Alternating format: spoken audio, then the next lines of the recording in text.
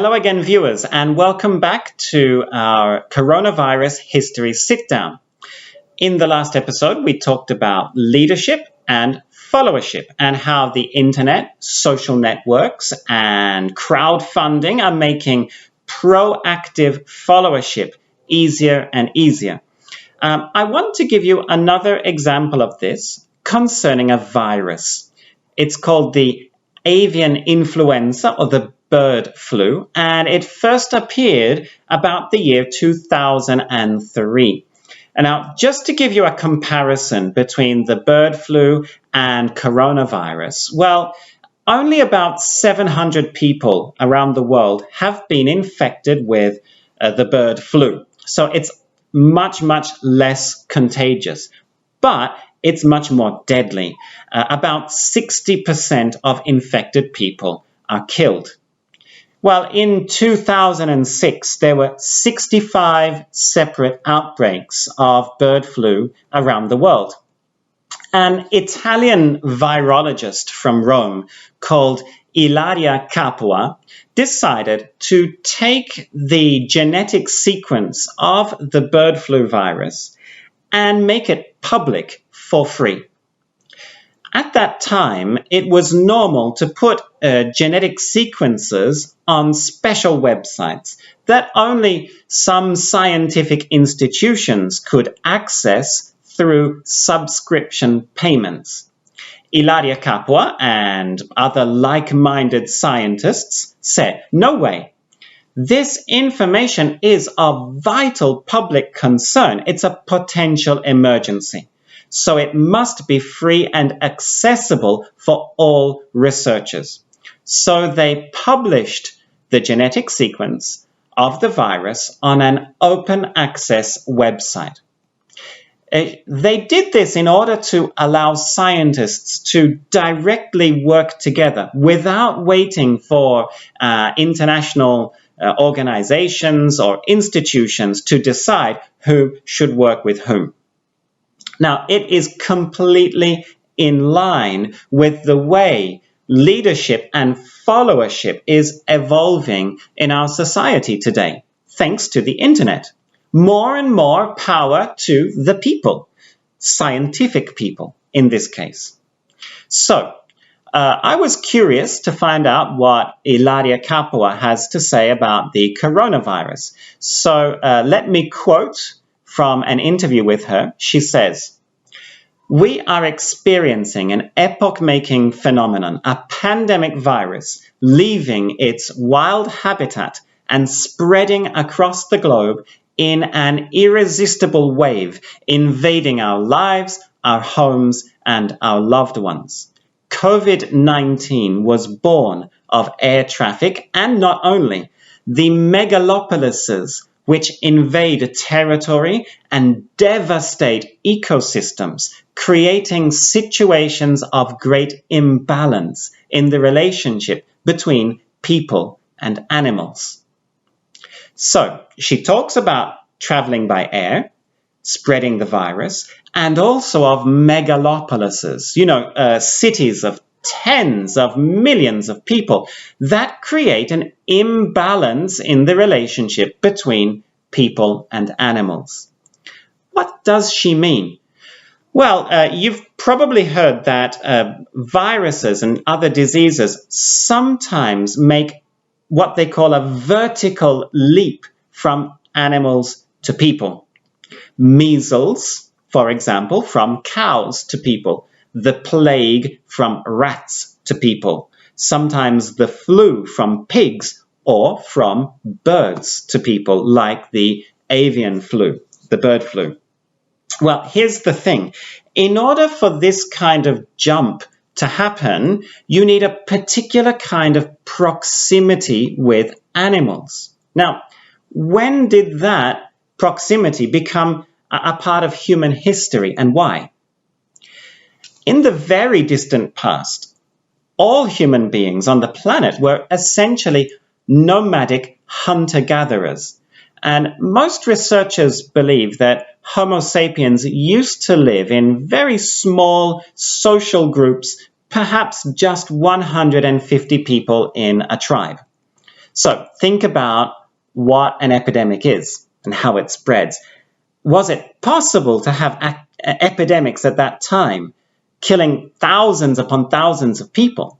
Well, in fact, scientists believe no, it was not possible. And also, hunter-gatherers did not have much close proximity to animals, with the one exception of the dog. So when did this proximity begin? Well, with agriculture, because between 10 and 8,000 years ago, agriculture evolved and it made people more stationary. It allowed the population to start increasing and the first cities emerged.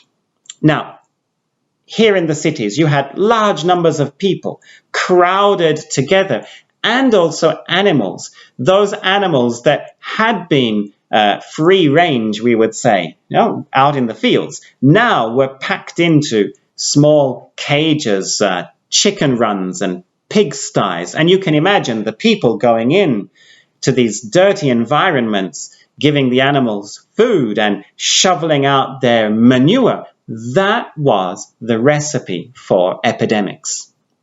Now, you jump forwards thousands of years, and the population is much, much greater, often living in these megalopolises of tens of millions of people. We can cross the world in a matter of hours in our aeroplanes, so diseases can spread much faster.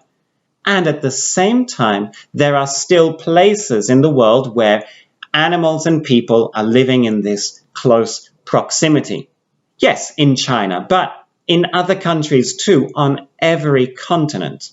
And these are the places where the new diseases are emerging. As Ilaria Kapoor says, it's because of this imbalance in the relationship between people and animals. I actually think this word imbalance is perhaps the most important word in all of this history that we're looking at. Imbalance is a part of us. We know that from our everyday experiences. For example, the balance between work and family, chocolate and salad, coffee and sleep, watching sport on TV and doing sport ourselves. The search for balance is a very human search. And often we look for balance through healthy and positive contact with nature. And I certainly don't want to say that human proximity with nature is wrong or dangerous, but it must be balanced. Like in a beautiful garden. Who among us does not feel good in a beautiful garden?